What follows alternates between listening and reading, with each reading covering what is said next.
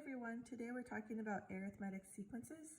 So to start off, what is an arithmetic sequence? An arithmetic sequence is a sequence of terms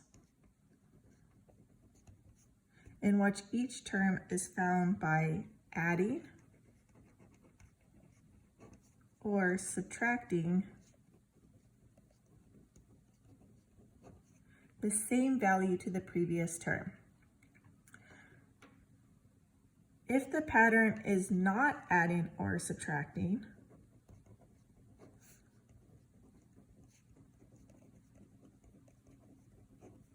it is not arithmetic. So in order for it to be considered arithmetic, it needs to be an adding or subtracting pattern. Also, if the pattern does not stay the same,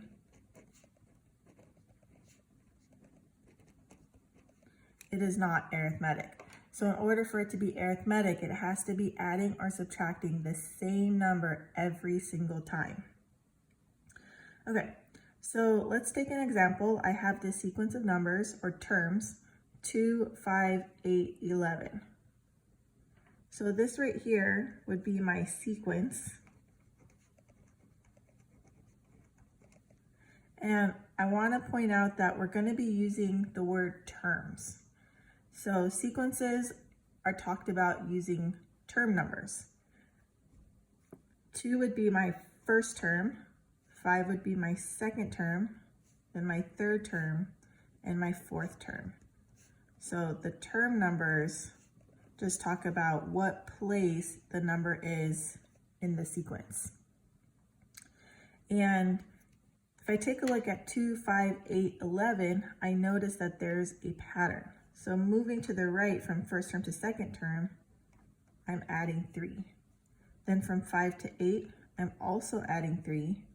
And then from 8 to 11, I'm also adding 3. So I'm continuing the same pattern every single time. So the pattern will continue infinitely, meaning it's going to go on forever by adding 3 to the previous term. So if I wanted to continue my sequence, I would just add another 3, I get 14. Add another 3, I get 17. And there's a new term that we're going to introduce called the common difference. The common difference, we're going to use D to describe it. That's just the pattern.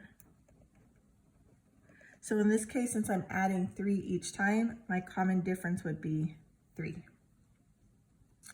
So something I want to point out is that sequences are always going to start with the first term. So that first number in the sequence is going to be called term 1, then term 2, then term 3, then term 4. It always starts with the first term. Okay, so for another example, let's say I have 100, 90, 80, 70. So again, my term numbers,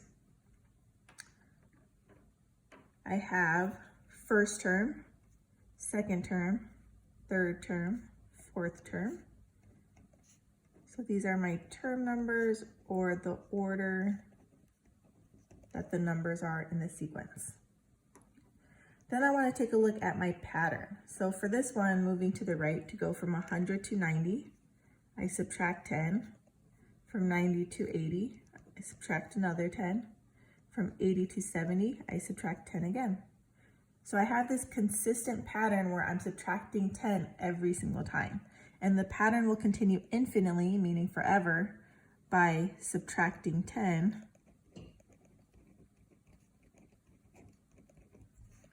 from the previous term. And in this case, because I'm subtracting 10 every single time, the common difference, or what we call the pattern, is going to be negative 10 because now I'm subtracting.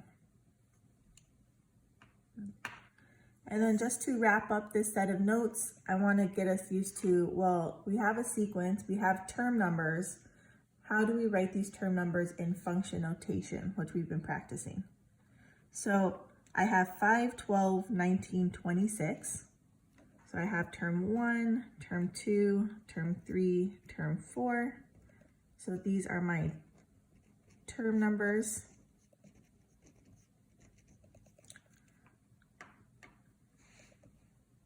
My first term, if you look, I have f of 1 is equal to 5. And this is similar to when we have x and f of x. So term number is kind of similar to our x value, our input value. And then 5 would be like our f of x value or our y value or the output value. So if I take a look at 5, the first term, f of 1 equals 5, that just means the first term is 5. Then I have f of 2 is equal to 12. So that means the second term is 12. F of 3 equals 19. That would mean the third term is 19.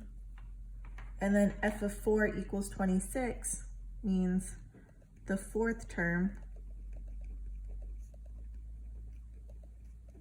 is 26. So if you take a look, it's going to be this f of x equals the value. That x that's in the parentheses is going to be your term number. And then that value is going to be whatever that term value is. So I'll add term value.